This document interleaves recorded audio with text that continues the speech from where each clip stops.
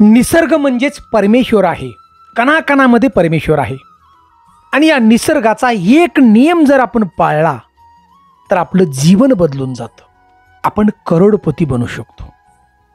आणि हा निसर्गाचा कोणता नियम आहे हे जाणण्यासाठी आमचा व्हिडिओ नक्की शेवटपर्यंत आपण पहा. जीवनामध्ये नक्की बदल होईल.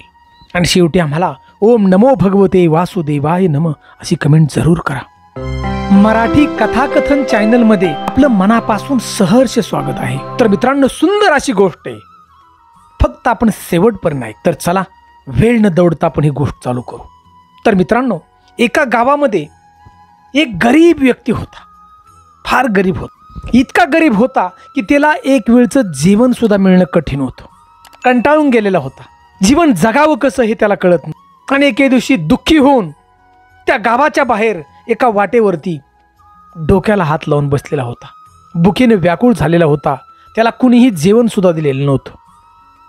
आणि त्याच वेळेस एक साधू महाराज जंगलामधून तपश्चर्या करून आलेले होते. त्यानं पाहिलं, त्याच दिशेने येत आहेत. पळत पळत गेला आणि साधू महाराजांचं पाय धरलं या गरीब व्यक्तीनं. महाराजांना म्हणला, महाराज तुम्ही फार तपश्चर्या आहात, विद्वान आहात. महाराज मला सांगा की मी एवढा गरीब का, की मला सध्या 2 वेळचं जेवण सुद्धा मला मिळत नाही हो, चटणी भाकरी. माझ्या नशिबात काय आहे ते नक्की मला सांगा तुम्ही. महाराज म्हणले, ठीक आहे, मी सांगतो तुला. शांततेने महाराजांनी डोळे झाकले, थोडीशी साधना केली, डोळे उघडले आणि महाराजांनी त्या ठिकाणी त्या गरीब व्यक्तीला सांगितलं, अरे बाबा, तुझ्या हाताच्या रेषा आणि तुझ्या कपाळावर सरळ सरळ लिहिलेलं आहे की तुझ्या जीवनामध्ये आता फक्त तुझ्या 20 भाकऱ्या राहिलेल्या आहेत. 20 भाकऱ्या व्यतिरिक्त तुला काही मिळणार नाही.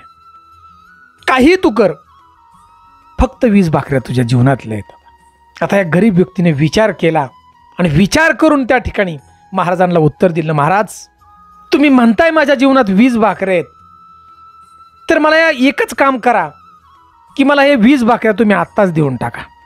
साधू महाराज म्हणले, अरे तुझ्या जीवनात तर फक्त 20च भाकऱ्या आहेत आणि हे 20 दिल्या तर तुझं पुढं कसं होईल. तो व्यक्ती म्हणला, महाराज माझं काही पुढं होऊ द्या, परंतु मला आता भूक लागली आणि मला तुम्ही 20 भाकऱ्या देऊन टाका. पुढे मी जगू किंवा मरू मी पाहतो. आणि महाराजांनी त्या ठिकाणी आपल्या शिष्यांना बोलावलं आणि 20 भाकऱ्या त्या गरीब व्यक्तीला जमा करून आणून दिल्या आणि चटणी. आता 20 भाकऱ्या दिल्यानंतर महाराजांचा आभार मानला या गरीब व्यक्तीने आणि महाराज आपल्या कामाने निघून गेले दुसऱ्या गावाकडे. आता हा गरीब व्यक्ती भुकेलेला होता हो, कधी 20 भाकऱ्या पाहिलेलाच नाही. 2 भाकऱ्या मिळण्या मुश्किल. पटापट तो घास घेऊ लागला. चटणीजण भाकरीचं, बाजरीच्या भाकरी होत्या मोठ्याल्या. 1 भाकरी खाल्ली, दुसरी खाल्ली, परंतु 2 भाकरी खाल्ल्यानंतर बघा याचं पोट भरलं. नको वाटायला लागलं पोट भरल्यानंतर.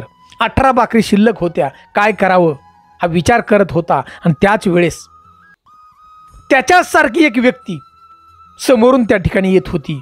भुकेने व्याकुळ झाले होते आणि ती अन्नाच्या शोधात होती. त्यानं पाहिलं आणि त्याला आवाज दिला. ती व्यक्ती पळत आली. त्याला 2 भाकऱ्या आणि चटणी थोडीशी दिली. आता समोरच्याने 2 भाकऱ्या आणि चटणी घेतल्यानंतर ती पळत सुटलं भाकरी आणि चटणी घेऊन. कारण त्याच्या बरोबरची बरीचशी लोक होती आणि ती सुद्धा सगळी भुकेने व्याकुळ झालेली होती. त्यांना जाऊन सांगितलं, अरे बाबा समोर एक व्यक्ती बसलाय आणि त्याच्याकडे भरपूर भाकरी आहेत, तुम्ही जा त्या ठिकाणी. आता ही सगळी बाकीची पळत आली आणि राहिलेल्या 16 भाकरी या गरीब व्यक्तीनं सगळ्यांना वाटून टाकल्या. बघा 16 भाकरी आणि चटणी. आणि सगळी खात खात खात निघून गेली त्या ठिकाणी. आणि पुढे नंतर काळ पुढं चाललेला होता. बऱ्याच वर्षाचा काळ नंतर निघून गेला पुढं. आणि बरेच वर्ष गेल्यानंतर ते साधू महाराज त्या गावामध्ये परत आले. रस्ता तोच होता. आणि साधू महाराजांना आठवलं की कित्येक वर्षापूर्वी मी एका गरीब व्यक्तीला या ठिकाणी 20 भाकरी दिल्या होत्या. आणि ह्या 20 भाकरी त्या गरीब व्यक्तीच्या जीवनातील शेवटच्या 20 भाकरी होत्या. याच्या व्यतिरिक्त त्याला काय मिळणार नव्हतं.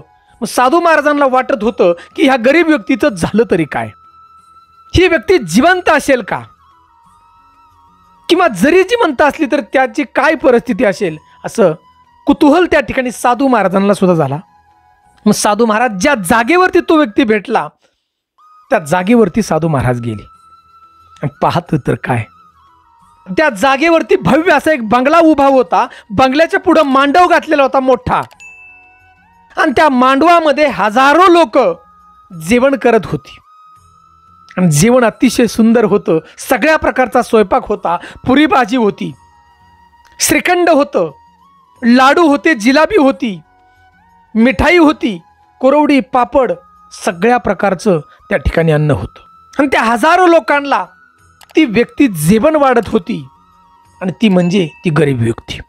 आता ही साधू महाराजांनी सगळं पाहिलं. आग्रहाने जेवण वाढत होते अगदी आनंदात. आणि साधू महाराजांना पाहिल्यानंतर आश्चर्यचकित झाले की याच जाग्यावरती या वाढणाऱ्या व्यक्तीला मी 20 भाकरी दिल्या होत्या, त्याच्या आयुष्यातल्या शेवटच्या होत्या, आणि आज हा व्यक्ती धनवान एवढा बनला. कसा बनला धनवान? महाराजांना प्रश्न पडला. आणि महाराजांनी त्या ठिकाणी त्या व्यक्तीला आवाज देऊन जवळ बोलून घेतलं. अहो, कडक कपडे खादीची घातलेली होती, टोपी होती, गंध लावलेला होता. महाराजांनी बाजूला घेतलं बोलून साईडला. अरे बाबा, ओळखलं का मला? 1 वर्षापूर्वी मी तुला 20 भाकरी दिल्या होत्या आणि तुझ्या जीवनातल्या त्या शेवटच्या भाकरी होत्या, आणि आज या ठिकाणी बंगला उभा आहे आणि तो हजारो लोकांना जेवण देतोय. हे घडलं कसं मला सांग? त्यावेळी त्या व्यक्तीनं सांगायला चालू केलं, महाराज, तुम्ही मला ज्या वेळेला 20 भाकरी दिल्या त्यातल्या 2च भाकरी खाल्ल्या मी. राहिलेल्या 18 भाकरी मी गरिबांना वाटून टाकल्या होत्या.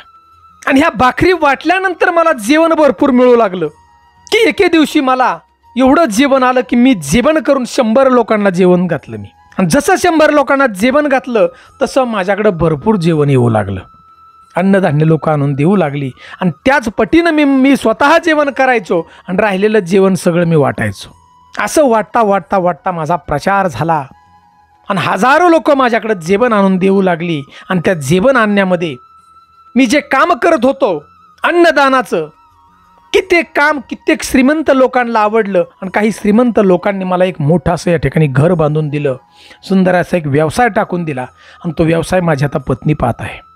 आणि हे जेवण देण्याचं काम, अन्नदानाचं काम मी चालू ठेवले. माझ्या घराच्या समोर हजारो लोक दररोज जेवण करायला येतात आणि सगळ्या प्रकारचं मी अन्न त्या ठिकाणी लोकांना देतो, 5 पकवानाचं जेवण. पण जेवढ्या पटीमध्ये मी अन्नदान करतोय त्याच्या कितीतरी पट मला अन्न त्या ठिकाणी माझ्या बंगल्यासमोर लोक आणून देतात. श्रीमंत लोक या महाराष्ट्रातील, या देशातील. हे कोण आणून देतंय, कसं आणून देतंय हे मला काही समजत नाही. परंतु मला एकच कळतंय की मी जेवढ्या पटीत दान करतो त्याच्यापेक्षा कित्येक पटीने मला दान परत माघारी येतंय. आणि त्यामुळं मी आज करोडपती बनलोय महाराज. महाराजांनी डोळे झाकले आणि भगवंताचे आभार मानलेत. मित्रांनो, एक लक्षात घ्या की निसर्ग म्हणजेच परमेश्वर आहे. आणि ज्या वेळेला आपण एखादं चांगलं काम करतो आणि ज्या वेळेला आपण दान करतो ना, त्याच्या कित्येक पटीनं ते दान आपल्याला वापस परत माघारी येत असतं. हा एक निसर्गाचा नियम आहे. आणि विज्ञानाचा नियम म्हणला तर मित्रांनो, गुरुत्वाकर्षण शक्ती, ज्यावेळेला आकाशामध्ये एखादी वस्तू आपण फेकतो तीच वस्तू आपल्या दिशेनं परत माघारी येत असते. जे आपण देतो तेच परत माघारी येतं. लक्षात घ्या. प्रेम दिलं तर प्रेम मिळतं. संपत्ती दान केली तर संपत्ती परत माघारी येते. हा एक निसर्गाचा नियम आहे. तुमच्या नशिबामध्ये काही जरी असलं तरी नाराज होऊ नका. कारण ज्या वेळेला आपण दान करतो ना, त्यावेळेला देवाला, नशिबालाही बदलावं लागतं. एवढी ताकद आहे तुमच्यामध्ये. लक्षात घ्या. आता काही लोक अशी म्हणतील की आमच्याकडे संपत्ती नाही, पैसा नाही, आम्ही दान कसं करायचं? तर मित्रांनो, पैसा हे दान करणं केवळ नाही. लक्षात घ्या. तुमच्याकडे कौशल्य असेल तर तुम्ही एखाद्याला कौशल्य दान करू शकता. तुमच्याकडे ज्ञान असेल तर एखाद्या व्यक्तीला तुम्ही मार्गदर्शन चांगलं करू शकता आणि त्या मार्गदर्शनातून ती व्यक्ती पुढे जाऊ शकते. अहो, एखादा व्यक्ती संकटात असेल, त्या संकट काळामध्ये त्या व्यक्तीला तुम्ही धीर देण्याचं काम केलं तर त्या ठिकाणी तुम्ही पुण्य कमावण्याची एक संधी तुम्हाला प्राप्त होते. जसं आपण पेरतो तेच उगवतं. ज्वारी जर पेरली तर ज्वारीच उगवते आणि बाजरी जर पेरली तर बाजरीच उगवते. जे पेरतो तेच उगवतो. हा एक निसर्गाचा नियम आहे. पण एक ज्याला आपण मदत केली, मदत करणाऱ्या व्यक्तीकडून परत आपला माघारी मिळेल ही अपेक्षा अजिबात करू नका. कारण तुम्ही जे दान करताय ते तुम्हाला नक्की माघारी मिळणार. त्या व्यक्तीकडून नाही मिळालं तर तुम्ही ज्या क्षेत्रामध्ये काम करताय त्या क्षेत्रामध्ये तुम्हाला बरकत मिळेल आणि त्याच्या मार्फत हा निसर्ग तुम्हाला परत नक्की माघारी देईल. परंतु ज्या वेळेला दान करा त्यावेळेला स्वतःचं पोट भरून राहिलेलं दान करा. लक्षात घ्या. कारण जो व्यक्ती दान करत होता ना, तो व्यक्ती स्वतः जेवत होता आधी, नंतर राहिलेलं दान करत होता. तुम्ही असंच करा. म्हणून मित्रांनो, जीवन जगताना नेहमी दुसऱ्याचा विचार करा आणि दान करण्याचा नेहमी प्रयत्न करा. कारण याचा अनुभव आम्हाला सुद्धा आला आहे. त्यामुळे जीवनामध्ये नक्की बदल करा. हा निसर्ग नियम नक्की तुम्हाला उपयोगी पडेल. आणि विश्वास ठेवा, निसर्ग म्हणजेच परमेश्वर आहे. निश्चित ही शक्ती आहे, कणाकणामध्ये आहे आणि ही शक्ती तुमच्याकडे पाहत आहे. तर मित्रांनो, सुंदर अशी माहिती आवडली तर जास्तीत जास्त शेअर करा आणि आपल्याला जेवढं करता येईल तेवढं आपण दान करा.